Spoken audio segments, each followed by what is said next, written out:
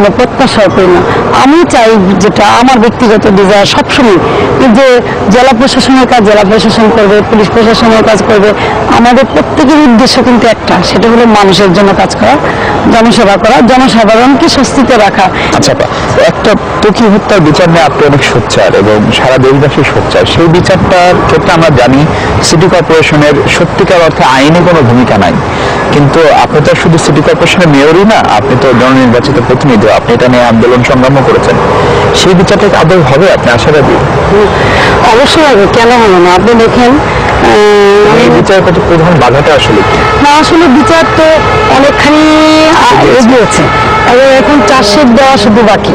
তো এই যে আপনার বিচার যে এতখানি এগুলো, এবং আপনি দেখবেন এই মাননীয় প্রধানমন্ত্রীর আন্ডারে কিন্তু অনেক দরকার হয়েছে, অনেক কিছু হয়েছে। তো আমরা আশা করি যে অবশ্যই ত্বকী হত্যার বিচার হবে। এটা একটা আলোচিত হত্যাকাণ্ড, সারা বাংলাদেশ জানে এবং প্রত্যেকের মনে স্পর্শ করেছে। অন্যান্য হত্যাকাণ্ডের বিচারগুলি যেহেতু হচ্ছে সারা দেশে, তা আমিও আশা করবো, দাবি জানাবো সরকারের কাছে যে এই হত্যাকাণ্ডের বিচারটা করা হোক। 7 খুনের মতো আলোচিত ঘটনা, আপনি তখনও এই শহরের মেয়র আপনিই ছিলেন, এবং এটা খুবই স্পর্শকাতর মামলা, কারণ এটার সঙ্গে যারা জড়িত তারা অনেকেই রাষ্ট্রীয় বাহিনীর সঙ্গে জড়িত, এবং সেটি নিয়ে তাদেরকে শাসক বাহিনী ব্যবস্থা নিয়েছে। কিন্তু এই ধরনের একটি হত্যাকাণ্ড কি কেবলই হত্যাকাণ্ড, নাকি এটা অন্য কিছু মিন করে? একটা শহরে আইন শৃঙ্খলা পরিস্থিতি, সে অঞ্চলের মানুষের শান্তি শৃঙ্খলার ক্ষেত্রে?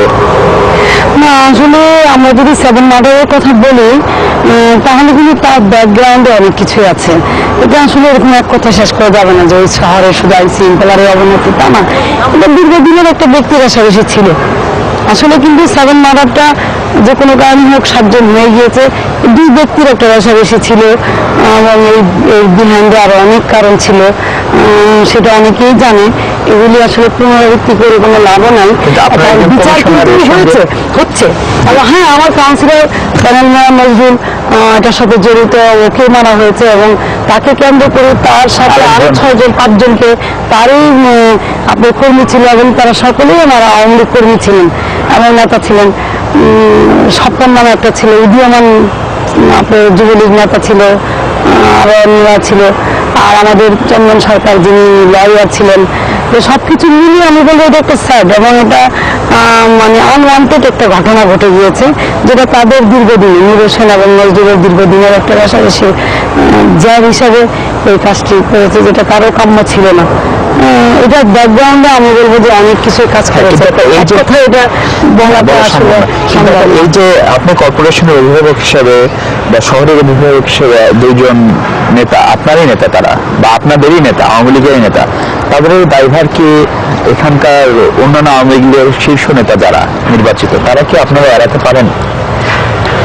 আসলে দেখেন, এটা যদি কারো ব্যক্তিগত কর্মকাণ্ডের জন্য কোনো কিছু ঘটে থাকে, তাহলে তো সেই ব্যক্তি এই দায়ভার বহন করবে। তাহলে সমষ্টিগতভাবে নির্বাচিত প্রতিনিধিরা কেন গ্রহণ করতে যাবে? কারণ আমি ব্যক্তিগতভাবে মনে করি যে আমি যদি ব্যক্তিগতভাবে অন্যায় কাজগুলি করি, তাহলে তার দায়ভার আমাকে বহন করতে হবে। এটার জন্য দল বা ব্যক্তি কেন গ্রহণ করতে যাবে? আর যে ঘটনাটা ঘটে গিয়েছে, সেটা আমি আবারও বলি যে এটা একটা অনাকাঙ্ক্ষিত ঘটনা, এবং দীর্ঘদিনের একটা রেশারেশির জের হিসাবে এই ঘটনাটা ঘটেছে, যেটা আমরা বাংলাদেশবাসী কখনো চাই না এরকম ঘটে। এবং সাথে 1 2 জনের ঘটনার জন্য আরো 6টি প্রাণ এভাবে জড়ানো হলো, এটা আমরা কখনো চাই না এই ধরনের ঘটনা না যার পুনরাবৃত্তি ঘটুক। আপনার এবার একদম শেষ প্রশ্ন, এই প্রশ্নটা করার লোভ সামলাতে পারছেন, সেটা হচ্ছে এই নির্বাচনে আপনার মনোনয়ন নিয়ে আপনি এবং আপনার ভাই শামীম ওসমান একসঙ্গে প্রধানমন্ত্রীর সঙ্গে বসেছিলেন, সেখানে কি কথা হয়েছিল সেটা নিয়ে গণমাধ্যমে অনেক খবর বেরিয়েছে। আপনি যেটুকু মনে করেন যে দর্শকদের বলার উপযুক্ত, সেটুকু বলবেন কিনা, এবং আপনাকে যে 2টো শাড়ি দেওয়া হয়েছিল নৌকা প্রতীক নিয়ে, সেই শাড়ি দুটোর ভবিষ্যৎ কি হয়েছে, সেই শাড়ি দুটো এখন কি অবস্থায় আছে? আমাকে মাননীয় প্রধানমন্ত্রী নমিনেশন দেওয়ার জন্য আমাদের সাথে বসেননি, নমিনেশনটা আগে চূড়ান্ত হয়ে গিয়েছিল। আমাদের হয়তো এক পক্ষের 2-4 কথা ছিলেন, সেটা শুনতে চেয়েছিলেন, মাননীয় প্রধানমন্ত্রীর কাছে বলা হয়েছে। সেটা আমাদের কিন্তু একান্তই নিজেদের কথা ছিল, যদিও সেটা বিভিন্নভাবে পত্রিকাতে চলে এসেছিল, আপনারা সকলেই জানেন। সেটা নেওয়ার কথা না বাড়ানোই ভালো। আর গিফট তো গিফট, এটা নিয়ে আমার মনে হয় এটা একদম একান্ত ব্যক্তিগত। আপনাকে অনেক ধন্যবাদ আমাদের সময় দেওয়ার জন্য। আপনাকে ধন্যবাদ। দর্শক, শেষ করছে আজ। কথা হবে পরবর্তী পর্বে নতুন কোনো অতিথির সঙ্গে। সে পর্যন্ত ভালো থাকবেন সবাই, থাকবেন যমুনা টেলিভিশনের সঙ্গে।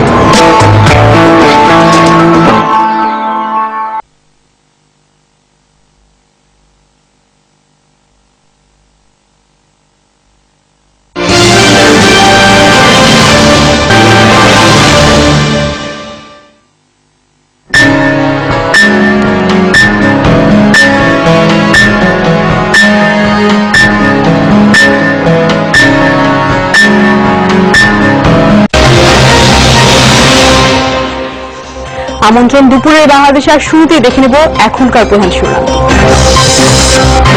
ইটভাটার ধোঁয়ায় মারাত্মকভাবে ক্ষতিগ্রস্ত হচ্ছে পরিবেশ প্রতিবেশ, ফসল হয় না জমিতে, লোকালয়ে নানা রোগ বালাই। পুরানো সমস্যা হয় যে আমাদের নারিকেল গাছে নারিকেল পাচ্ছে না, যে কোনো ফসলই হয় না।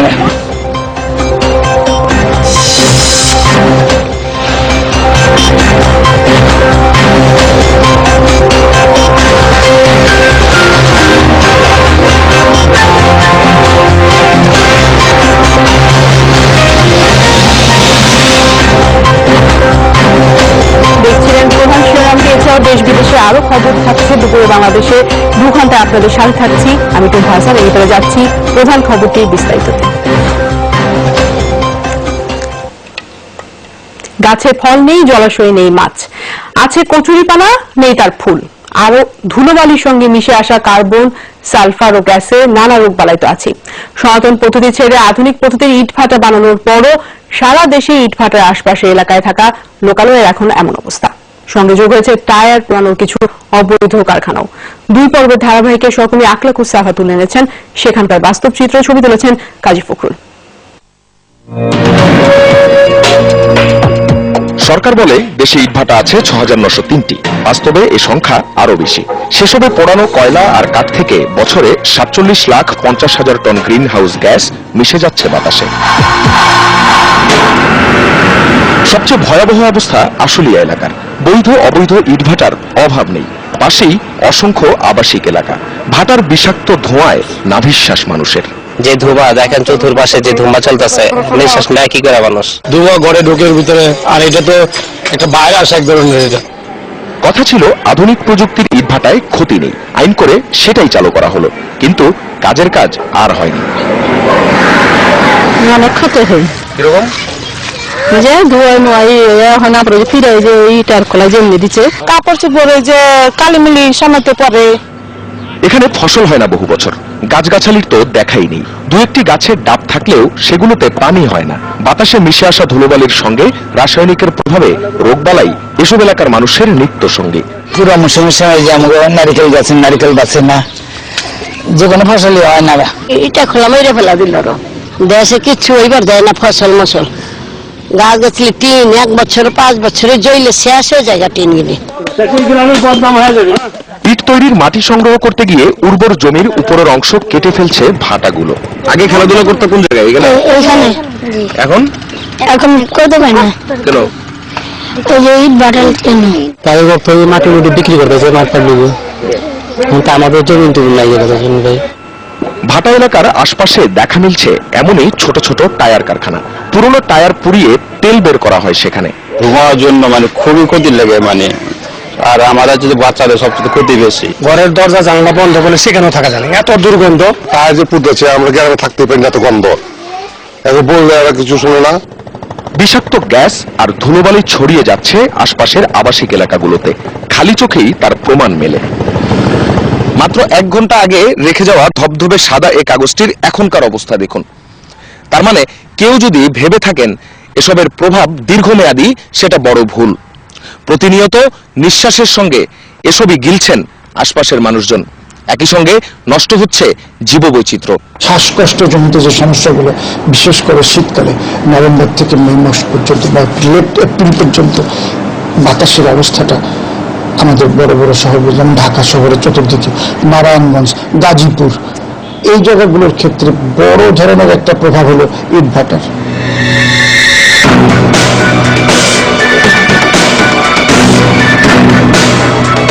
আধুনিক পদ্ধতির ভাটা করার পরও কেন এই অবস্থা, কি বলেন ভাটা মালিকরা, পরিবেশ অধিদপ্তরই বা কি করছে, এসব প্রশ্নের উত্তর থাকছে পরের পর্বে। আখলাকুস সাফা, যমুনা নিউজ, ঢাকা। দর্শক, ইটভাটা এলাকার আশপাশের সার্বিক অবস্থা জানাতে সাভারে আশুলিয়া থেকে এবারে যোগ দেন আমাদের সহকর্মী সোহরাব হোসেন, আর রাজশাহীতে আছেন শিবলি নোমান। শুনতেই যাচ্ছি সোহরাবের কাছে। সোহরাব, আপনি আছেন আশুলিয়া সাভারে, সেখানে সবচেয়ে ভয়াবহ অবস্থা, বৈধ অবৈধ অসংখ্য ইটভাটা রয়েছে। আপনি কিরকম দেখছেন সেখানকার প্রাকৃতিক পরিবেশে কোনো ধরনের প্রভাব লক্ষ্য করেছেন কিনা?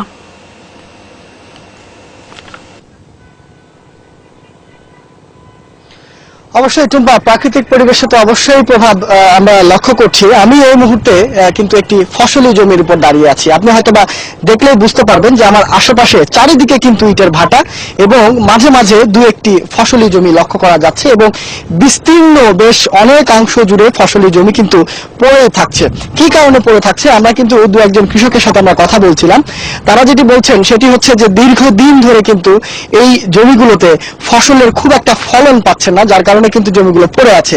এবং এর পেছনে কারণ একটি, সেটি হচ্ছে যে বেআইনি ভাবে গড়ে ওঠা বিভিন্ন রকমের ইটের ভাটা, যেগুলো আসলে কোনটি আইনগত প্রসিদ্ধ, কোনটি নীতি নৈতিকতা মেনে ইটের ভাটা তৈরি হয়েছে, এগুলো কিন্তু বেছে নেওয়া কিন্তু খুব দায়। কি কারণে আমরা যখন এর আগে লক্ষ্য করছিলাম আশুলিয়া এবং সাভারের ওই রোডটিতে চারিদিকে যেসব ইটের ভাটা, কোনোগুলো দিয়ে সাদা ধোঁয়া বের হচ্ছে, কোনোগুলো দিয়ে অধিকাংশগুলো দিয়ে কিন্তু কালো ধোঁয়া বের হচ্ছে। অর্থাৎ এই যে কালো ধোঁয়া বের হচ্ছে, খুব স্বাভাবিকভাবেই কিন্তু বোঝা যায় যে এগুলোর যে জ্বালানি উপকরণ সেগুলো কিন্তু সঠিক প্রক্রিয়ায় হচ্ছে না। আমরা যদি একজন কৃষকের সাথে কথা বলি, কৃষকের সাথে কথা বললেই আমরা মূলত বুঝতে পারবো। ভাই, আপনি তো আমরা দেখছিলাম এখানে আপনার একটি জমি আছে, ফসল ফলাচ্ছেন, আগের মতো কি ফসল পান? এখন কি অবস্থা? না না, বর্তমানে কিন্তু আগের মতো ফসল হয় না। এখানে অনেক ইটের ভাটা হয়েছে, ইটের ভাটা ধোয়ার কারণে এখন আর ওই জমিতে ওই ফসল হয় না। সামনে বোধহয় আরো হইব না, কিন্তু যেভাবে ইটের ভাটা হইতেছে বা বাড়তেছে, দিন দিন অনেক বাড়তেছে, কিন্তু এইভাবে যদি বাড়তে থাকে তাহলে কিন্তু আমাকে ফসল ফলানো অনেক কষ্ট হইব। আপনি তো কৃষিজীবী, কৃষি কাজ করে আপনি? হ্যাঁ হ্যাঁ, আমি কৃষিজীবী। আচ্ছা, ধন্যবাদ আপনাকে। তো আসলে টুম্পা, আমরা শুনছিলাম একজন কৃষকের কথাও শুনছিলাম, তার মুখ থেকেও এই বিষয়টি বেরিয়ে আসছিল। আমরা আরেকটি তথ্য দিতে চাই, সেটি হচ্ছে যে মূলত 130 ফিট উপরে চিমনি থাকার কথা থাকলেও কিন্তু অনেকেই এই নিয়ম কানুনের কিন্তু তোয়াক্কা করছেন না। অনেক নিচু জায়গা থেকে কিন্তু চিমনি বসানো হয়েছে, যার কারণে এই ধোঁয়া কিংবা এই ধোঁয়ার মাধ্যমে যেসব নিঃসরিত হয়ে আসছে কার্বন কিংবা সালফার, এসব কিন্তু পরিবেশের মধ্যে ছড়িয়ে যাচ্ছে এবং জীববৈচিত্র্যের উপরও কিন্তু একটি ব্যাপক প্রভাব পড়ছে। টুম্পা, সৌরভ, আপনি থাকবেন সেখানে, আমরা একটু রাজশাহীর অবস্থা দেখে নিয়ে আসতে চাই। সেখানে আছেন শিবলি নোমান। শিবলি, আপনি বলবেন যে রাজশাহীতে কি পরিমাণে ইট ভাটা আছে এবং তারা ঠিকঠাক ভাবে আইন মানছেন কিনা?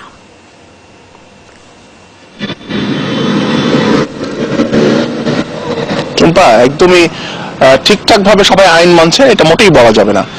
কারণ প্রায় 100 ইটভাটা রয়েছে এই অঞ্চলে এবং সেই 100 ইটভাটার মধ্যে খুব বেশি হলে 50টি ইটভাটার লাইসেন্স রয়েছে। আমি যে জায়গায় রয়েছি এখন খড়খড়িতে, আমার ঠিক পেছনে যদি আমি একটু দেখাতে চাই তাহলে দেখবেন সারি সারি ইটভাটা, এগুলো কিন্তু লাইসেন্স আছে, অর্থাৎ পরিবেশ অধিদপ্তর এগুলোকে অনুমোদন দিয়েছে।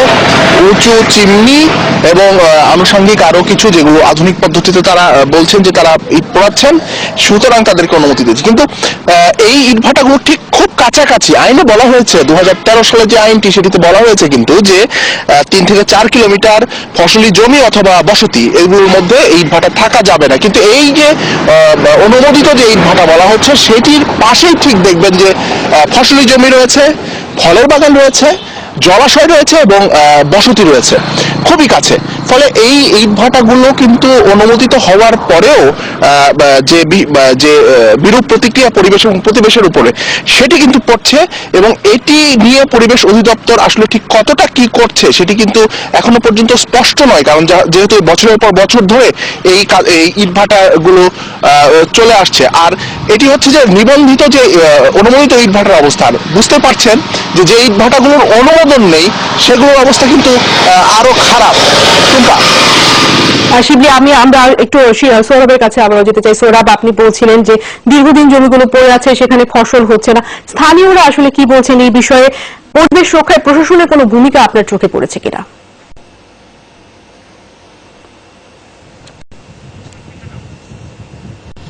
খুব স্বাভাবিক, স্থানীয়রা কিন্তু উদ্বেগ জানিয়েছে এই কারণেই যে যেহেতু ফসল ফলাতে পারছেন না এবং প্রাকৃতিক জীববৈচিত্র্য এবং তাদের জীবনযাপনেও কিন্তু বেশ প্রভাব পড়ছে। খুব স্বাভাবিকভাবে তাদের অভিযোগ রয়েছে, তারা বিভিন্নভাবে বিভিন্ন কায়দায় বিভিন্ন মহলে তারা কিন্তু এই অভিযোগটি জানিয়েছেন, জানিয়েও কিন্তু কোনো লাভ হচ্ছে না।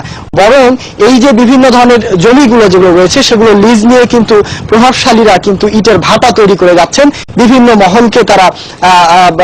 মহলকে তারা ম্যানেজ করে তারা এই ইটের ভাটাগুলো তৈরি করে যাচ্ছেন। প্রশাসনের খুব স্বাভাবিকভাবেই আমরা নজরদারি লক্ষ্য করছি না, এই কারণেই আমরা যেমনটি দেখেছি যেসব জ্বালানি ব্যবহার করা হচ্ছে, যেসব জ্বালানি ব্যবহার করার কথা ছিল সেসব ঠিকঠাক মতো ব্যবহার করা হচ্ছে না। খুব স্বাভাবিকভাবেই তাদের মনিটরিং এর অভাবের কারণেই কিন্তু আমরা লক্ষ্য করছিলাম সাদা ধোঁয়া চিমনি থেকে বের হওয়ার কথা থাকলেও সেগুলো দিয়ে কালো ধোঁয়া বের হচ্ছে এবং অধিকাংশ চিমনি থেকেই কিন্তু আমরা এই কালো ধোঁয়াটি লক্ষ্য করেছি। তো খুব স্বাভাবিকভাবে বলা যেতে পারে যে প্রশাসনের ঠিক সেরকম নজরদারি না থাকার কারণেই কিন্তু এই পরিস্থিতিটা কিন্তু লক্ষ্য করা যাচ্ছে। টুম্পা। জি সোহরাব, রাজশাহীতে আবার যেতে চাই শিবলির কাছে। শিবলি, আমরা সোহরাবের কাছে শুনছিলাম যে প্রশাসনের আসলে সঠিক নজরদারির অভাবেই কিন্তু এই বিরূপ প্রভাবগুলো পড়ছে। আপনি কেমন দেখছেন পরিবেশে বিরূপ প্রভাবের বিষয়টি? পরিবেশ অধিদপ্তর কি বলছে এই বিষয়ে?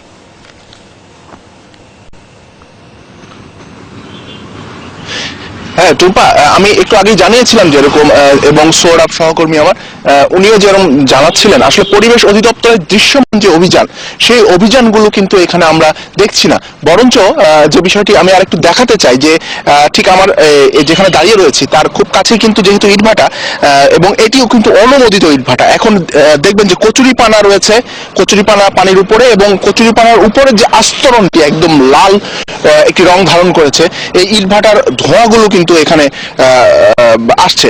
পাশাপাশি আমি যদি আরেকটি জিনিস দেখাই, এই আইন অনুযায়ী কিন্তু এই ইটভাটাগুলোর ইট সেটি কিন্তু সরকারি পাকা রাস্তা দিয়ে পরিবহন করার দরকার, করা যাবে না এটি কিন্তু বলা হচ্ছে, কিন্তু তারপরেও কিন্তু এখান দিয়ে পরিবহন হচ্ছে এবং সরকারি রাস্তা পাকা রাস্তায় ব্যবহার করা হচ্ছে।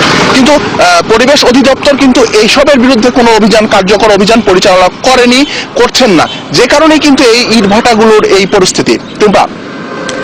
শিবলি এবং সোহরাব দুজনকে ধন্যবাদ। দর্শক, আমাদের সহকর্মীরা জানাচ্ছিলেন ইটভাটা এলাকা আশপাশের সার্বিক অবস্থা এবং সেগুলো নিয়ে আমরা বিস্তারিত জানছিলাম। দর্শক, দুপুরে বাংলাদেশে আমরা একটা বিরতি নিব, তবে যাবার আগে অন্যান্য যে খবরগুলো এসে জানাবো।